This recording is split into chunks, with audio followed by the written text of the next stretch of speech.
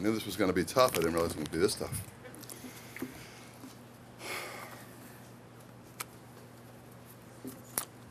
Good afternoon. I am Brad Berger. I graduated from Yale in 1977. And I can't believe that my 35th reunion is coming up this spring. Today I stand before you filled with many deep emotions, including satisfaction, humility, and gratitude. First, I'd like to thank the Almighty for making today and all other things possible. Second, I would like to acknowledge Rabbi Shua and his extraordinary wife, Sarah, for inviting me to participate with them on this project. We have truly become like family. But then again, that's how Sarah and Shua make everybody feel. Without them, this building would just be another residential property on Linwood Place. This project, God willing, will be beautiful when completed 1 year from now. However, the real magic is what goes on inside of this structure. The miracle of Chabad at Yale and its students. The work that Sarah and Shua do here is so important, and they do such an unbelievable job. Personally, I have received so much more from this organization than it has received from me. It has turned out to be a true labor of love. Next, I'd like to thank my family and friends for being here today to support Chabad and myself, especially my stepmother, Karen, my sister, Leslie, and her husband, Jeff, my brother, Greg, and his wife, Janelle, my aunt, Ina, my stepsisters, Stacy and Sue-Ann, my nieces, Nicole, Tara, and Morgan, my nephews, Jason and Sam, and my cousin, Glenn, despite the fact that he graduated from Princeton. I hope I'm not forgetting anybody. Oh, wait, my amazing daughter, Nikki. Nikki flew with me from California to be here today. This is Nikki's first visit to Yale, and she certainly knows how to pick a special occasion. I told her that even if she doesn't attend college here, she will always have a place to call home at Yale. When I attended Yale in the mid-'70s, there was certainly no Chabad house and virtually no Jewish presence on campus. The only reminder I had that I was Jewish here was on Passover, when many of the dining halls provided matzah during meals. When people asked me what was the impetus for my dedicating the new Chabad building at Yale, I think of Hillel the Elder, the great Jewish philosopher, and I paraphrase him by saying, if not me, who? And if not now, when?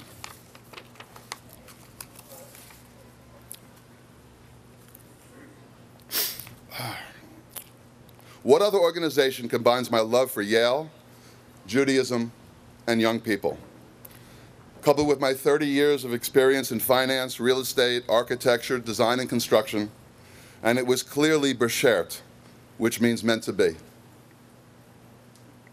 I've decided to dedicate this building to my father, as well as his parents and his grandparents. His grandparents, Faye and Herman Berger, were people who I never met. Oh, keep it together. Who didn't speak English, who never set foot in America, and never lived to witness the creation of the Jewish state of Israel in 1948.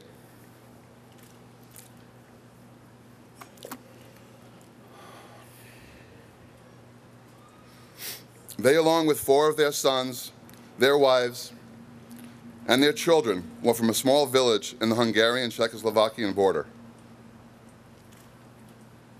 And they were all slaughtered by the Nazi killing machine during the Holocaust. Never again, God willing. My father's dad, Samuel Berger, came to the United States in 1922 with a 3rd grade education and $2 in his pocket. Familiar stories, right? A few years later, he met his wife Caroline in New York City, and they soon married. They raised 3 wonderful children and lived in the Bronx. Sam eventually came to own a successful butcher shop in the Bronx. and was able to put his 3 kids through college. His driving ambition was to see his family make deep roots in this country and to live the American dream. Caroline passed away in 1972, and Sam followed her less than 2 years later. Okay, here comes the hard part.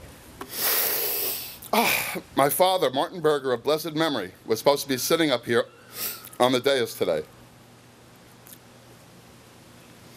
Sadly, he passed away 6 days ago in New York City. You can read his bio attached to the program, but no bio can do this remarkable man justice. Suffice it to say that he was proud to have his name associated with this building. I also know how proud Chabad at Yale and all of us are to have this building dedicated to Martin Berger, a man of vision, generosity, integrity, kindness, and love.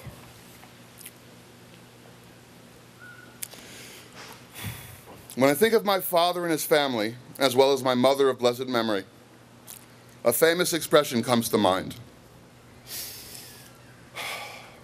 I stand here today on the shoulders of giants.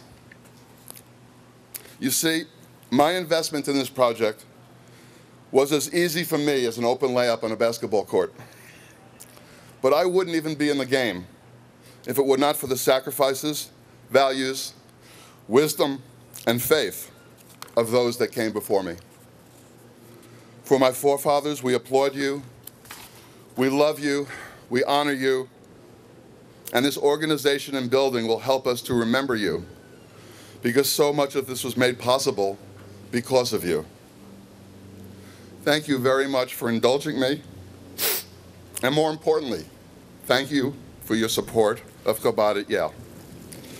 I now have the pleasure of introducing my brother Greg Berger, who will have the tall task of speaking on behalf of my father, Martin Berger, of blessed memory.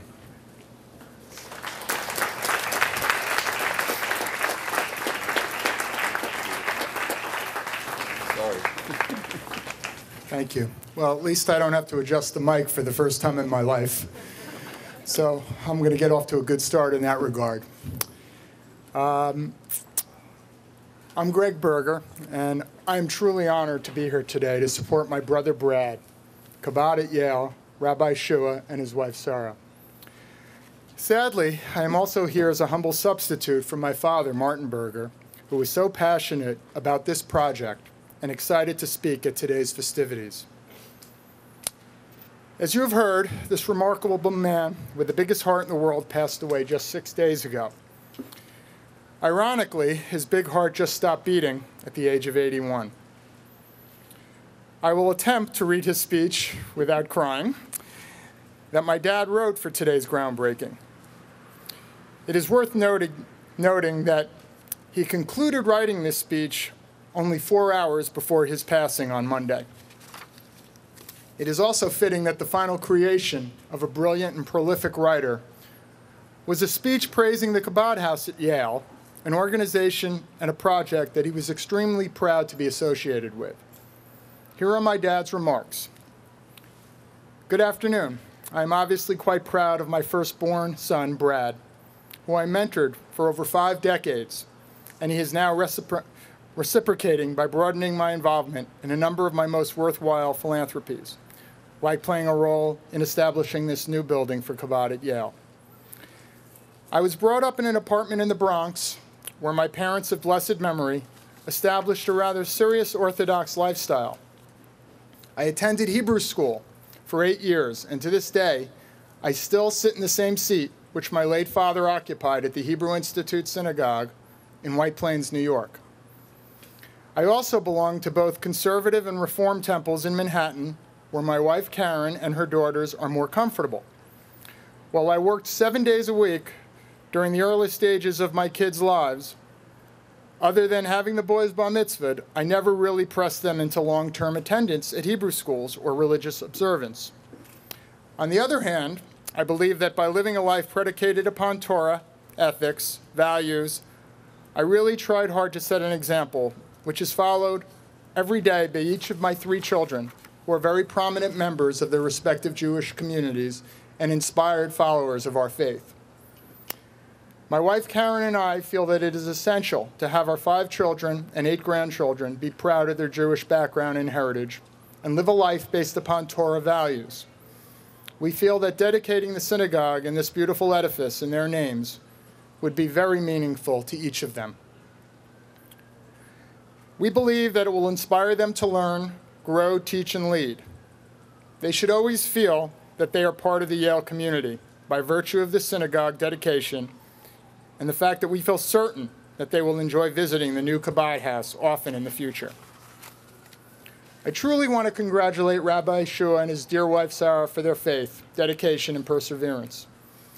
Armed with these wonderful attributes, along with a mountain of chutzpah, this project is being boldly undertaken, and it will no doubt be a great success. I applaud them for their important work that they are doing on behalf of Yale and the Jewish community. Their courage and vision for Chabad at Yale should address what I believe are the most important issues facing Jewish people today, namely instilling Jewish pride in our young people and ensuring Jewish continuity. May the Lord bless Chabad, Yale University, the Jewish community, and the United States of America. This concludes my father's remarks.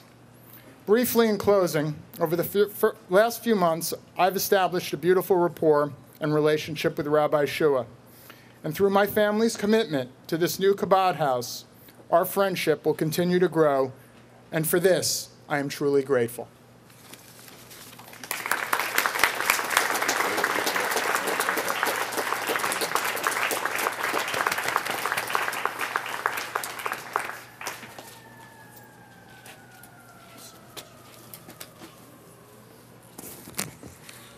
Thank you so much.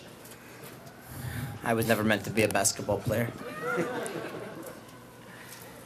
Thank you so much, Brad and Greg Berger. I now have a very, very special opportunity.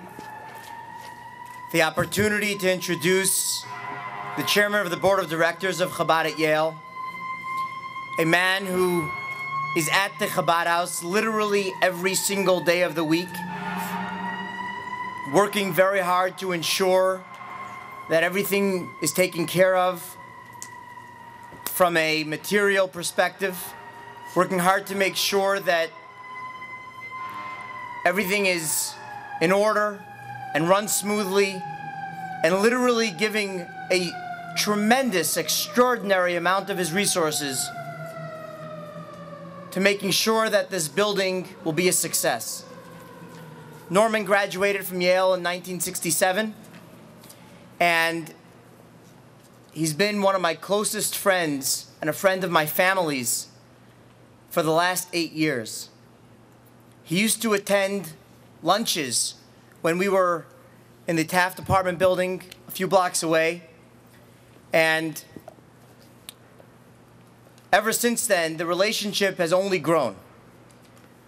Norman, I have no words to thank you for your support, for your commitment, for your dedication, and for the mark that you and your family are leaving on this organization and on the greater Yale community. Friends, please welcome the chairman of the board of Chabad at Yale, Mr. Norman Bender.